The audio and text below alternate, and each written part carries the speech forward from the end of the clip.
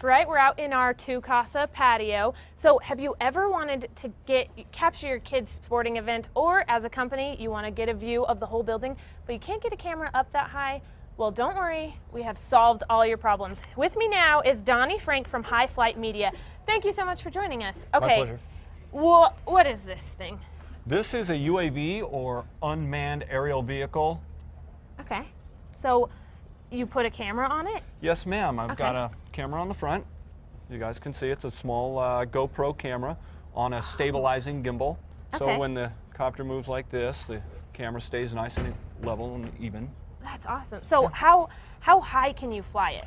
It has a theoretical limit of 2,000 meters, roughly 1.23 miles.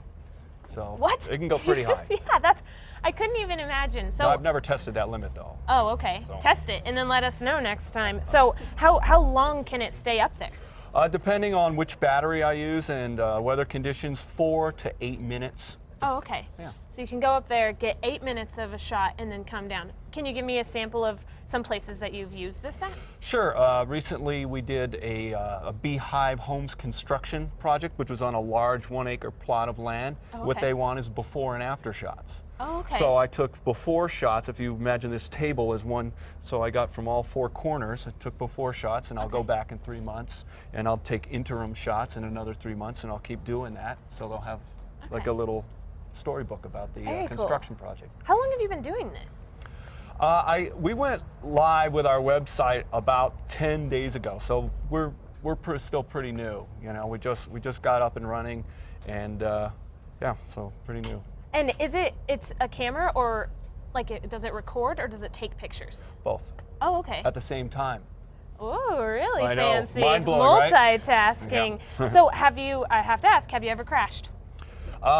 Well, yes. That said, in the early days of practicing, I crashed. So I got all my crashing out of the way Oh, okay. before I put all the expensive equipment on the quad. Oh, okay. And so now Did you have it on recording, your crash?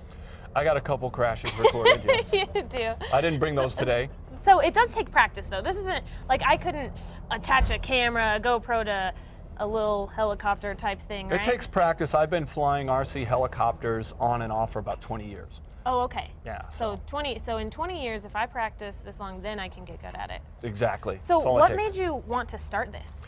Well, actually, about 10 years ago, I had a similar version of this, a quadcopter, and I had an idea to put a camera on it, but back then the technology was still in its infancy, so the footage was kind of blurry and it wasn't very good. And I had a friend of mine in the real estate business who thought that he could use pictures like that, but the pictures just didn't turn out well. Well, 10 years later, the technology has gotten a lot better, and now the pictures are absolutely brilliant, and the video is nice and gorgeous. So, yeah, so I decided to give it another shot, and so I think I'm about 1 year ahead of the curve. Yeah, absolutely. Yeah. Well, Donnie, thank you so much. So really, any need that you have, just hit up Donnie here from High Flight Media, and we have all his information on casa.com. Just